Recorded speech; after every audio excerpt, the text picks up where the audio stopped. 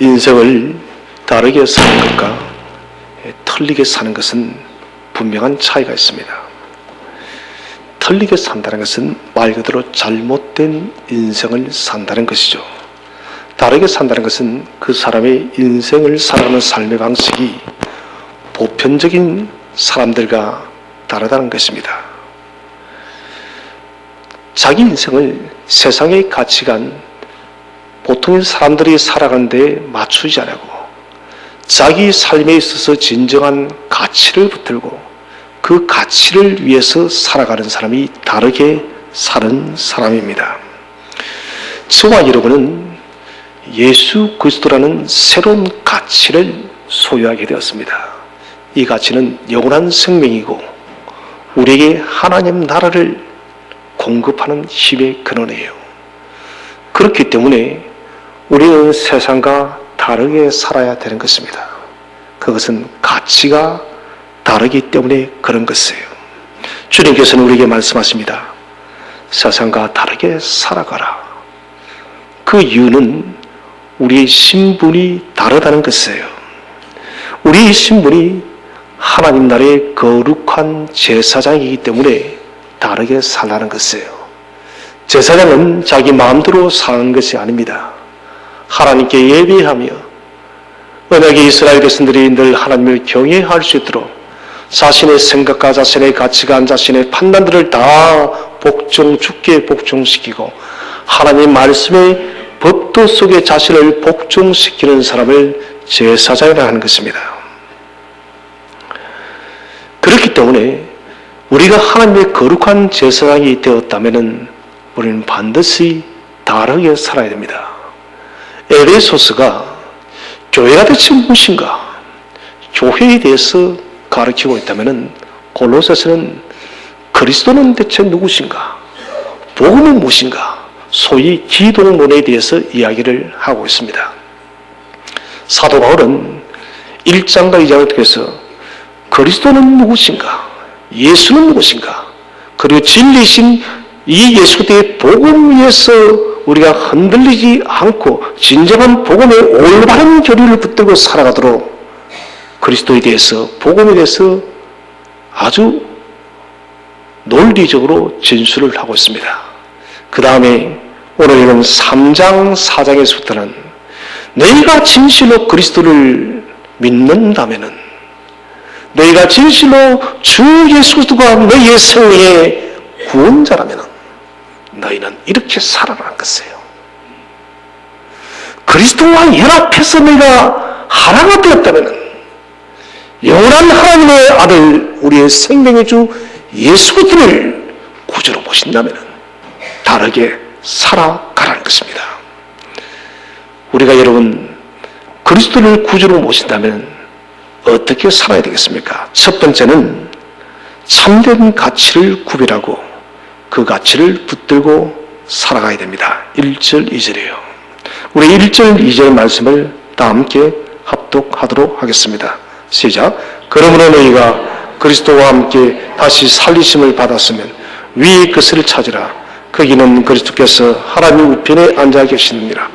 위의 것을 생각하고 땅의 것을 생각지 말라. 사람에게 여러분 가장 중요한 것은 어떤 가치를 붙드느냐. 우리 그리스도에게는 그리스도의 가치인 생명의 주 예수의 말씀을 우리가 어떻게 붙들고 살아가느냐. 이것이 여러분 가장 중요하다는 것입니다.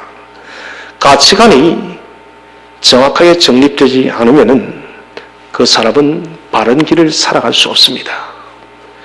예수 믿는 사람도 성경에 있는 정확한 기독교적 이 교리가 우리에게 바르게 정립되지 않으면 우리는 하나님의 백성다운 삶을 살아갈 수가 없습니다. 여러분, 자연세계는 하나님의 살아계심을 우리에게 알게 하여도 결코 우리는 생명의 성경의 말씀이 없이는, 말씀의 가르침이 없이는 우리는 결코 주님을 믿을 수도 없고 알 수도 없는 것이에요. 골로새서에서도 마찬가지로 말씀하고 있습니다. 너희가 진실로 그리스도를 배웠다면은 그 참된 가치인 예수 그리스도를 붙들고 그분의 말씀의 경륜 속에 붙들려서 말씀 따라 살아가라는 것입니다. 위의 것과 땅의 것은 정반대의 가치관입니다. 위의 것이 하나님의 영원한 가치라면 땅의 것은 여러분 세상 사탄의 가치관인 것입니다. 오늘 1절에 보면 이렇게 기록하고 있습니다. 거기는 위에는 누가 계시는가? 그리스도께서 하나님 우편에 앉아 계시니라. 여러분, 인생의 가장 중요한 주제는 예수 그리스도를 만나는 것이에요.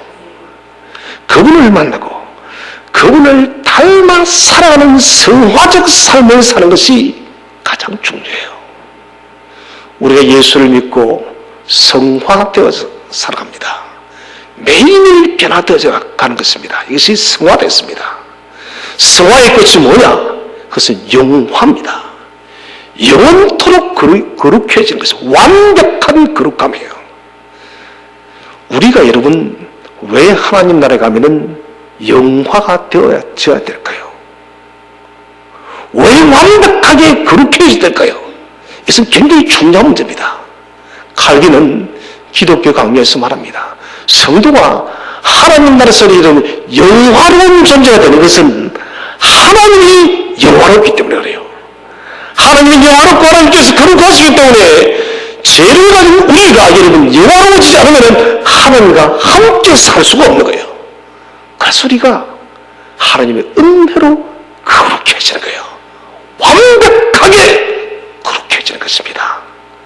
저는 이 말씀이 너무 은혜가 되었습니다.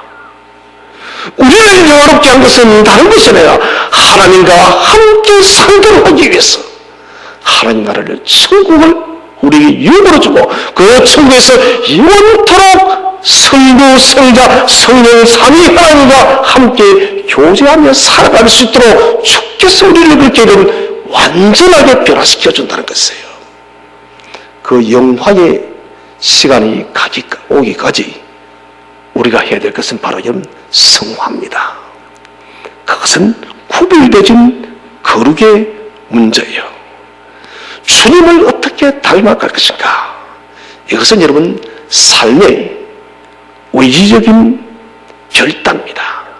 내 인생의 결단의 방향을 어디에 두고 살아갈 것인가? 여러분 가만히 있으면 성화되는 것이 아니라는 것이에요. 지금 여러분 우리 교우들이 말씀을 듣고 있습니다. 이 말씀을 듣고 정말 나는 이 말씀대로 살아가야 되겠다. 이 말씀을 내 삶 속에 체질화시켜서 그 말씀을 내 삶 속에 구현해야 되겠다라고 하는 결단하는 사람이 있고 그냥 귀에 듣고 흘려보내는 사람이 있는 것이에요. 이것은 여러분 삶의 의지입니다. 다시 말하자면 나는 이 말씀을 반드시 붙들고 지키고 살겠다는 의지적 결단이 중요하다는 것입니다. 곧 이것은 열정의 문제요 결단의 문제인 것입니다. 우리가 여러분 왜 위의 것을 생각하고 땅의 것을 생각하지 말아야 될까요? 성경은 3절에서 우리에게 말씀하고 있습니다. 3절 4절 우리 한번 다 함께 3, 4절을 합독하도록 하겠습니다. 시작. 위의 것을 생각하고 땅의 것을 생각하지 말라. 죄송합니다. 3절. 이는 너희가 죽었고 너희 생명이 우리 생명이신 그리스도께서 나타나신 그때 너희도 그와 함께 영광 중에 나타나리라. 3절. 이는 너희가 죽었고 과거 부정사를 쓰고 있습니다. 너희가 죽을 것이라 하리라. 이는 너희가 예수님께서 십자가에 못 박혀 죽으실 때 저와 여러분의 예상도 모두 죽었음을 믿으시기를 바랍니다. 여러분 곧 무엇에 죽었습니까? 죄에 대해서 죽었다는 것입니다.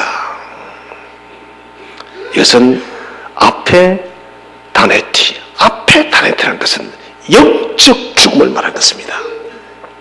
육신의 죽음이 아니라 우리 이런 죄라는 그 영적 죽음이 예수 그리스도께서 십자가를 짊어지시고 운명하실 때에 여러분 우리가 옛사람이 죽었다는 것입니다.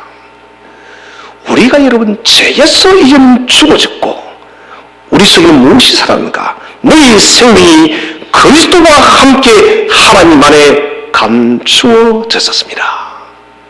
우리가 죽어지니 그리스도께서 우리에게 새 생명을 주시고 저와 여러분의 삶 속에 하나님 나라 천국의 모형을 주께서 감추어 뒀음을 믿으시기를 바랍니다. 여러분, 그렇기 때문에 예수 믿는 사람을 보면은 하나님 나라가 보여야 돼요. 예수 믿는 사람을 만났는데 여러분, 그 사람 얼굴 속에 하나님 나라가 보이지를 않아요. 여러분, 이것은 잘못되어진 것입니다. 우리가 사람을 만날 때 당신의 얼굴 속에는 하나님 나라가 보이는군요. 지난 월요일에 고등학교 때 함께 신앙생활을 했던 친구들을, 어떤 친구는 30년, 어떤 친구는 15년 아주 오랜 기한을 두고 만났습니다. 저는 개인적으로 참 존경합니다. 광주에 있는 두 친구예요. 얼마나 아름답게 사는지. 이 친구들 15년 만에 다시 만났습니다. 하나도 변한 것이 없었어요. 15년 전에 그 고결하고 그 충직되었던 그 신앙이 지금까지도 변함이 없는 거예요. 저는 너무나도 자랑스럽습니다. 너무나 멋지게 살아가는 친구들의 신앙들을 보니 지금도 그래요. 주님을 더 닮아가야 되겠는데, 좀 더 주님의 교회를 영화롭게 세워야 되겠는데 나는 많이 부족하다는 것입니다. 여러분, 그 신앙을 가지고 사니 하나님께서 그 가정에 얼마나 복을 주신지 모르겠어요. 사업도 형통이요, 자녀도 여러분 형통하더라고요. 여러분, 저는 오늘 말씀을 드리고 싶습니다. 우리가 앞에 가나했지, 예수님의 체험들을 주었다면 이제는 우리가 여러분, 우리 속에 새 생명이 나타나야 되고, 이 새 생명은 진실로, 당신은 진실로 보니 하나님의 자녀이군요, 당신 속에서 천국이 보이는군요, 이런 말을 들을 수가 있어야 된다는 것입니다. 사절에서는 바울은 또 말합니다. 우리 생명이신 그리스도께서 나타나실 그때에 종말의 문제입니다. 주님께서 강림하시는, 재림하시는 그날에 너희도 예수 믿었던 우리 모두들 변화하여서 영광 중에 주님과 함께 나타난 일은, 이것은 구원의 문제입니다. 구원의 문제예요. 그렇기 때문에 우리는 다르게 살아야 된다는 것입니다. 세상의 생각과 세상의 방향에는 우리가 아무리 찾아봐도 여러분 예수는 없습니다. 여러분, 이 땅을 아무리 집중해도 이 땅에 예수가 없습니다. 여러분, 오직 우리 눈이 하나님께, 하나님 말씀에 집중될 때는 그 속에 생명의 구조가 있음을 믿으시기를 바랍니다. 세상과 다른 하늘의 것을 추구하는 삶을 살아야 됩니다. 땅의 가치관이 아니에요. 하늘의 가치관, 말씀에 붙들려 살아야 된다는 것입니다. 인생의 주인은 오직 예수 그리스도밖에 없습니다. 인생의 방향, 예수님이 기뻐하는 것들에 우리가 집중시켜야 됩니다. 그런데 우리가 거듭난 인생에 옛사람이 성전을 이미 우리가 주었다고 했음에도 불구하고 왜 우리의 삶의 안테나가 하늘을 향하지 못할까요? 만났던 한 친구가 그런 이야기를 하더라고요. 어떤 한 친구가, 나는 그렇게 새벽에 1시간씩 기도 못 하겠다. 꼭 왜 그렇게 기도를 해야 되냐 하니 그 광주에 그 친구가 그래요. 너 자녀와 대화 얼마나 하니? 그래요. 너 아들과 대화 얼마나 하니? 대화 자주 해야 되지 않니? 하는 거예요. 목사가 할 말을 다 하는 거예요. 여러분, 이 아이가 얼마나 아이들이 신앙적으로 쳤던지, 큰아들은 전북 현대 FC 프로축구 선수예요. 두 번째 아들은 국가대표 배드민턴 선수가 됐어요. 그 친구가 15년, 이 목사님, 나는 이 아이들을 좋은 스포츠 선수로 키우고 싶다고. 정말 하나님 그렇게 만들었더라고요. 프로에 입단하고 한 명 국가대표 배드민턴 선수를 뛰고 있어요. 집사로 살기 위해서 얼마나 기도하는지 몰라요. 지금도 부들거리며 기도하고 있어요. 우리가 여러분 삶의 안테나를 왜 맞추지 못하나요? 그것은 두 개의 심장이 뛰고 있어요. 하나는 예수의 심장, 하나는 세상의 심장. 예수의 심장이 오늘 성경에 이는 너희가 죽었고 우리가 죽음을 통해서 그리스도의 심장에게는 다시 붙여졌습니다. 그런데 우리는 여러분 아직까지도 사탄의 심장, 세상의 심장을 떼어내지를 못하고 있어요. 두 심장은 늘 갈등하고 있습니다. 여러분 심장이 두 개면 사람이 삽니까? 못 살아요. 잘 아시네요. 우리 심장은 하나예요. 두 개가 만들어진 사람이 부정맥락을 쓰면 죽을 수밖에 없습니다. 하나가 박동해야 되는 거예요. 두 심장의 갈등을 해결하지 못하면 참된 가치 예수 그리스도를 구별하고 만날 수가 없습니다. 여러분 지금 조금이라도 남아있는 세상의 심장, 세상의 박동을 잘라내시기를 바랍니다. 이 세상의 심장은 도마뱀의 꼬리처럼 자라면 또다시 불쑥불쑥 태어나는 줄 압니다. 그러나 여러분 그때마다 또다시 죽게 엎드리시길 바랍니다. 주님 나의 이 삶의 흔적이 또 나타납니다. 주님 나를 불쌍히 여겨달라고. 우리가 엎드릴 때 주님은 우리를 또다시 변화시킬 줄로 믿으시기를 바랍니다. 그래서 우리는 같이 체계관이 세상에 초점에 맞춰준 것이 아닙니다. 하늘 보좌 우편에 앉아 계신 우리 주님께 초점이 맞춰져 있는 대로 여러분 하나님 보좌 우편에 예수 그리스도를 바라보면서 우리의 인생 걸음을 걸어가시길 바랍니다. 두 번째, 우리가 어떻게 다르게 살아가겠습니까? 죄의 본능을 이겨나가는 삶을 살아야 됩니다. 5절, 7절 말씀이에요. 우리 5절 말씀을 먼저 한번 읽어보겠습니다. 5절 시작. 그러므로 땅에 있는 지체를 죽이라. 곧 음란과 부정과 사욕과 악한 정욕과 탐심이니 탐심은 우상 숭배니라. 7절을 읽겠습니다. 시작. 너희도 전에 그 가운데 살 때는 그 가운데 행하시는 8절. 이제는 너희가 이 모든 것을 벗어버리라. 곧 분함과 노염과 악의와 비방과 너희 입의 부끄러운 말이니라. 5절 8절은 10가지의 죄가 나와요. 사도 바울은 5절에서 5가지의 죄와 8절에서의 5가지의 죄를 갖다가 구분시켜 놓고 있습니다. 5절에 무슨 죄가 나옵니까? 음란, 부정, 사욕, 정욕, 탐심, 탐심은 우상숭배라. 5가지입니다. 이것은 성품적인 본능적인 죄라는 것입니다. 그 다음에 8절에 나오는 분함과 노염과 악의와 비방과 부끄러운 말은 행동적인 죄라는 것이에요. 바울은 우리 속에 숨어있는 내면적인 죄, 여러분 이 5절 음란, 부정, 사욕, 정욕, 탐심 이게 눈에 보이냐 안 보이나요? 안 보입니다. 여러분 그래서 누구만이 아십니까? 예수님과 나만이 아는 거예요. 8절에는 눈에 보이는 것들입니다. 바울은 의도적으로 5절과 8절에 성품적인 내면적인 죄와 행동적인 죄를 구분했습니다. 그 이유는 내면적인 죄는 우리가 어떻게 이기느냐? 5절에 보니까 지체를 죽이라는 것입니다. 아무도 예수를 볼 수가 없으니까 내가 예수와 연합함을 통해서 그리스도의 성령이 그리스도의 영이 그리스도의 말씀이 나의 전행적을 지배하여 하여서 이 5가지 본능적인 내면의 죄를 말씀으로 죽이라는 거예요. 이것이 바울이 의도한 첫 번째고, 두 번째는 8절에는 이 모든 것을 벗어버리라. 행동하는 것들, 욕을 하고 악한 말을 비방하는 것들 뭘 어떻게 하고 내가 잘라버리는 것입니다.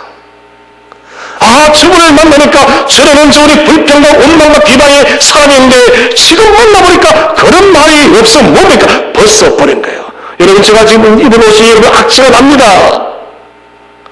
뭔가 많이 묻어있어요. 어떻게 해야 될까요? 벗어버리면 돼요. 벗어버렸다는 거예요. 내면의 죄는 어떻게 해요? 그리스도를 통해서, 말씀을 통해서 죽이는 것이에요. 여러분, 말씀의 지배를 받아야 돼요. 제가 이번 주 칼럼에 유벨란 그리스도인이 되라. 이 유벨라다는 무슨 서울역에서 마이크도 그렇게 살는 것이 아니에요. 오늘날 그리스도인들은 자기 정체를 드러내지 않습니다. 혼자만 예수 믿어요. 혼자만 신앙생활해요. 직장인들도 직장 동료가 누가 예수 믿는지를 잘 몰라요. 한 10년 지났다 우연히 합니다. 당신도 교회를 다녔냐? 이런 것은 부끄러운 일이에요. 유대를 나가는 것은 나의 정체성을 드러내라는 것입니다. 왜 우리가 정체성을 드러내지 못하나요? 왜 주장? 그것은 바로 5절과 8절의 문제입니다.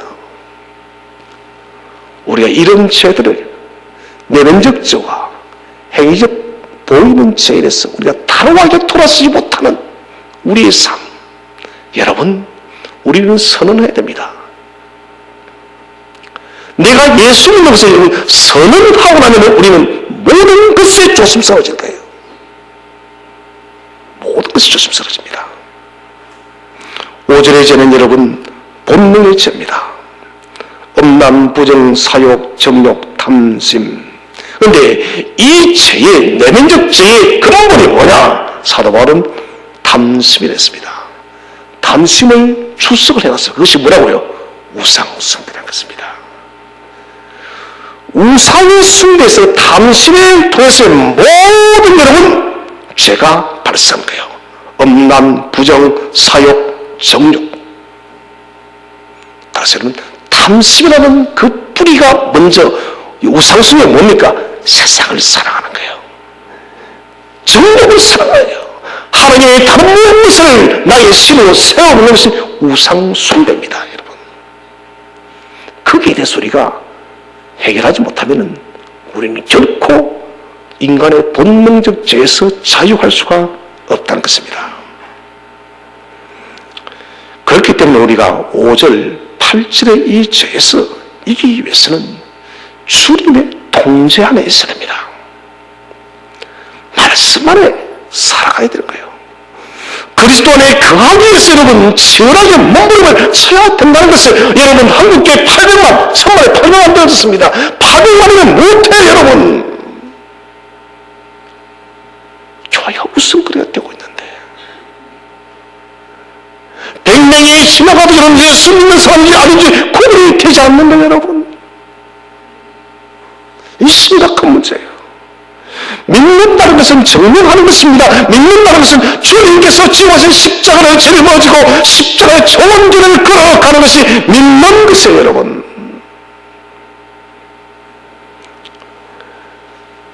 주님 안에 우리가 복종시키지 않으면 우리는 5절, 8절의 죄의 권세에 여전히 눌려서 살 수밖에 없습니다. 세계적인 역사학자 토임 밀은 인류 역사는 죄의 역사라 했습니다. 저는 이 말에 100% 공감합니다. 동의합니다. 왜 그렇습니까? 아담과 하와가 죄로부터 출발했기 때문에 그 죄는 과거에도 있었고 오늘도 있고 앞으로도 있는 것이에요. 이 죄가 있다 해서 우리 여러분 그리스도인도 고린도서 1장 2장에서 그리스도가 무엇인가 배우고 읽고 알았는데 주님은 죄와 관계없는 분이에요. 5절 7절의 죄와는 전혀 관계없는 존귀하고 거룩한 분이에요. 그분을 우리가 주로 모시고 산다 하면서 우리는 5절 8절의 죄를 짊어지고 살아요. 여러분 이것은 그리스도인이 아니에요. 예수님 내가 5절 8절의 죄에서 자유하기 위해서 주님 이렇게 살았지만 또 어떠했으면 여러분 이 사람은 그리스도인이에요. 왜요? 이기기 위해서 극복하기 위해서 치열하게 몸부림치는 것이니까요. 그리스도를 떠나 있는 모든 것은 심각한 문제입니다. 그래서 사람들은 문제로 여기려고 하지 않습니다. 또 사람들은 스스로 예수 믿는 사람도 자기에게 면죄부를 자꾸 주려고 합니다. 이것은 괜찮지 않느냐고. 그런데 6절을 다음 주 읽어보겠습니다. 시작. 이것들로 말미암아 하나님의 진노가 임하느니라. 그 죄로 말미암아. 5절에 8절이죠. 육체의 죄, 본능적인 죄, 행동적인 죄. 결국에는 사랑과 사랑의 갈등, 나라와 나라의 분쟁도. 여러분 지금 나라를 보세요. 여러분 탐욕이 입에 튀어났어요.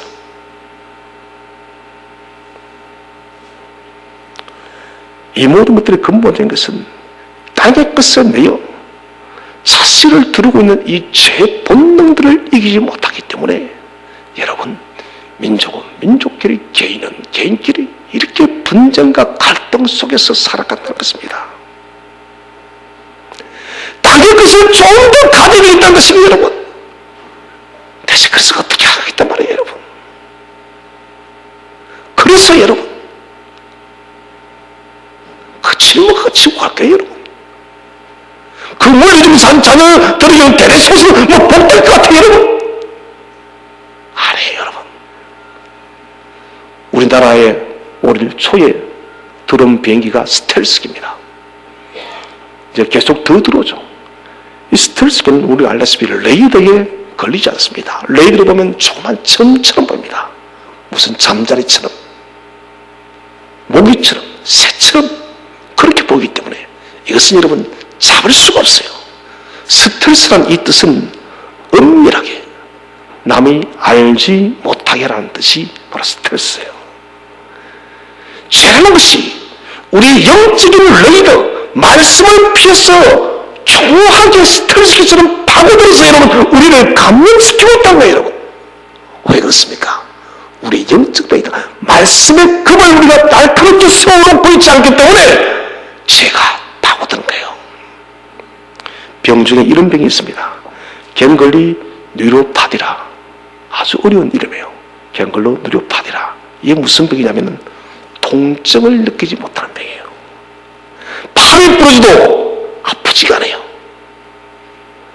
칼로 여러분 잘려도 피가 나도 아프질 않아요. 불에 데워도 뜨겁질 않아요. 창자가 쏘가도 아픈지는 몰라요. 여러분 이거 무슨 병이에요? 사람이 아프면 아파야지 고칠 수 있습니다. 이 사람은 아픈지는 모르는 거예요. 그러다 죽어버린 거예요. 우리 죄의 본능과 치열하게 쌓이던 이유들도 바로 여기 있습니다. 스텔스기처럼 은밀하게 침투하여 들어와요. 죄가 번식하기 시작한 나중에는 이 무통 환자처럼 그렇게 죄에 묻혀서 죽어버리는 것입니다. 사랑하는 성도 여러분, 죄의 세포가 더 커지기 전에 지금 즉시 잘라내시기를 바랍니다.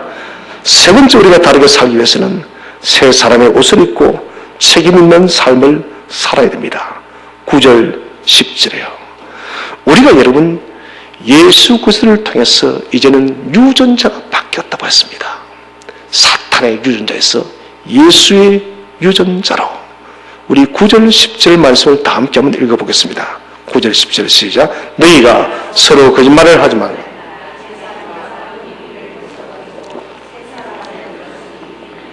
창조하신 이의 형상을 따라 지식이까지 새롭게 하심을 입은 자니라. 자, 보십시오. 너희가 서로 거짓말하지 말라. 옛 사람과 그 얘기를 벗어버리고 새 사람을 입었으니 그 새 사람 예수 그리스도 우리가 옷을 입었다는 것이에요. DNA의 유전자가 바뀌어졌습니다. 유전자 지도가 바뀐 것이에요. 유전자가 이런 변형이 되면 사람이 죽어요.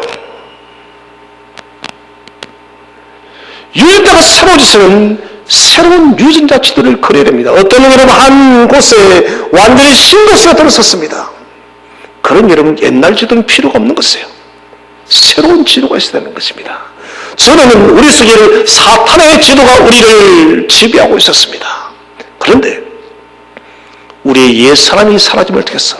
저와 여러분은 예수 그리스도의 생명의 지도가 새롭게 되어졌음을 믿으시길 바랍니다. 여러분, 그러면은 이 옛 지도 내버려야 돼요. 왜 가지고 있어요? 아무 필요가 없는 것이에요. 이건 골동품이 아니에요.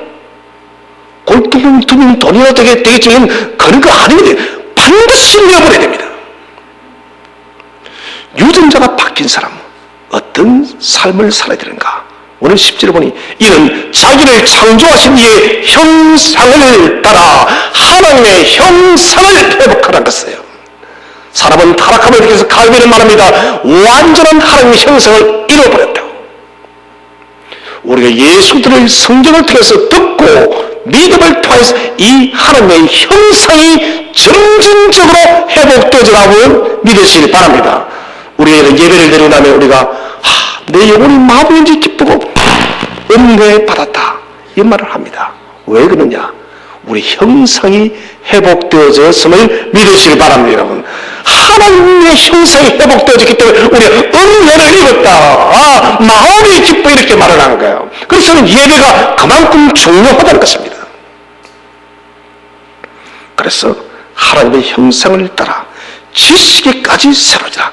이 지식은 세상의 학문의 지식을 말하는 것이 아니라 이제는 세상의 가치관과 지식을 다 내버리고 66군의 생명의 지식의 말씀이 저와 여러분 속에 새롭게 대체됐음을 믿으시길 바랍니다. 여러분, 이제는 세상의 사탄의 지식이 아니고 생명의 66군의 말씀의 지식이 내게 머릿과 여러분 온 전신을 전격을 지배하는 것입니다. 이 말씀을 깊이 묵상을 통해서 영적인 교통을 하는 것입니다. 이것이 바로 성령 충만한 거예요. 다시 한번 번역하자면 너희가 지식까지 새로워지라는 것은 성령으로 충만하는 것입니다. 우리의 전격이 하나님의 영역에서 지배함을 받아야 된다는 것입니다. 여러분, 이것은 선택이 아닙니다. 반드시 해야 됩니다. 여러분, 이 일에 주도적인 사람이 되시기를 바랍니다. 가만히 버리고 있는 사람이 주님, 내가 그렇게 살아가겠습니다. 은혜 입은 자, 내가 변화되어진 사람으로서 이제는 내가 채용한 삶을 살겠습니다. 이게 중요한 것이에요. 지금 일본과 우리는 또 하나의 전쟁을 지금 치르고 있어요. 사실 제가 가만히 생각해 봤습니다. 우리나라는 참 고통을 많이 겪은 나라입니다. 일본이 괴롭히기 전에는 저 중국이 그렇게 오랫동안 고통스럽게 했고, 이조시대는 일본이 와서 또 괴롭혔습니다. 급기야는 나라까지 빼앗아 갔습니다. 일제강점시대에 한국의 에스더라 불렸던 우리 안희숙 여사님께서 믿음 생활 때문에 감옥에 갇혔습니다. 중노동으로 매일매일 시간이었어요. 어느 날 이 일본의 감독수장이 우리 동포들을 다 모아놓고 말하는 거예요. 천황폐하 이름을 말하니 이제 이유가 없다. 전쟁이 치밀해져 가니 모두가 쉬지 말고 잠을 아껴서 대포알을 깎고 초알을 만들어낸 것입니다. 이제 더 이상 이론은 없다는 거예요. 불복종하는 사람은 모두 사형이라는 것이에요. 모두가 침묵 속에 동의할 수밖에 없었습니다. 어느 누구도 말하지 못했어요. 그때 안희숙 여사님께서 조용히 일어났으니 큰 소리로 말합니다. 만군의 여호와 이름을 내가 명하노니 이러이런 거룩한 주님의 날이니 나는 하나님께 예배하리라. 나는 주도 하나님께 예배하리라. 뭡니까 여러분? 다르게 사는 거예요. 이 말을 들은 여러분, 일본 이 소장이 뭐라 했냐니까? 부들부들 떨면서 당신은 진짜 크리스찬이라고. 당신은 일을 하러 나오지 말라고. 당신은 나오지 말라고. 여러분, 뭡니까? 다르게 살아야 된다는 것입니다. 내가 여러분 가짜 그리스도인이 아니라면 다르게 살아가는 것을 여러분 우리가 보여줘야 되는 거예요. 더 이상은 교회가 욕을 들어서는 안 됩니다. 교회가 부끄러움을 받아서는 안 됩니다. 세상 속에 동화되지 마십시오. 세상과 구분되어 살아감으로 하나님의 영광을 나타내시길 바랍니다. 틀림의 삶, 잘못된 삶이 아니라 다름의 삶을 살아서 많은 사람들에게 그리스도를 전가하고 또 그리스도의 빛과 향기를 나타내고 전파하는 우리 모든 교회들 되시기를 주의 이름으로 축원드립니다. 기도하겠습니다.